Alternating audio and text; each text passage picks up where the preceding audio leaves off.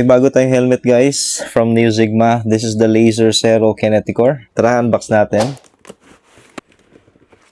And ito na siya guys. Napakaganda niya, di ba? Ang nagustuhan ko sa helmet na to talaga at nag-caught ng attention ko is this sobrang minimalist niya na visor na napakaganda. Saktong-sakto pang gravel. Sobrang maporma niya. Tingnan niyo naman yung shell niya. Sobrang ganda. Ito yung side, ito yung back. And the helmet is so light. Sobrang gaan niya talaga. And it has also the technology. Same ng nauna kong laser na helmet. It has also the Laser Kineticor na technology. Nakikita niyo mga crumple zone na yan. That is the Laser Kineticor technology. Quick release buckle na rin to guys.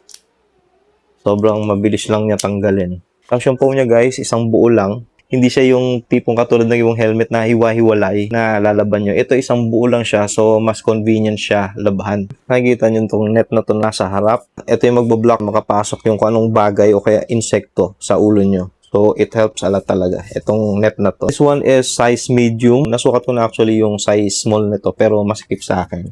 This one is 55 to check natin, 59. Ayun yung sukat niya. Ito yung dial niya pala, para makita nyo din. Sobrang smooth ang dial niya.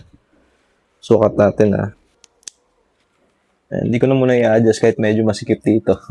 Para makita nyo lang. O di ba ang ganda niya? Ang cute ng maliit na visor Tapos magkaiba pa siya ng colorway. Nag-a-add siya ng ganda dun sa helmet. Tapos yung dial niya, meron siyang maliliit na groove na maiikot mo sa sakto na higpit na gusto mo. Basa ko din pala sa specification nitong helmet na to that it is sunglasses friendly. So kung maglalagay kayo ng sunglass sa harap, ayan, saktong-sakto yung width niya.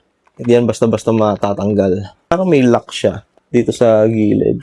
Parang nakamolde talaga siya for sunglass. Kung naghahanap kayo ng pang MTB or gravel na helmet, you may consider this Laser Zero na helmet. At kung gusto niyo naman mag-purchase nito, andyan lang sa description yung link.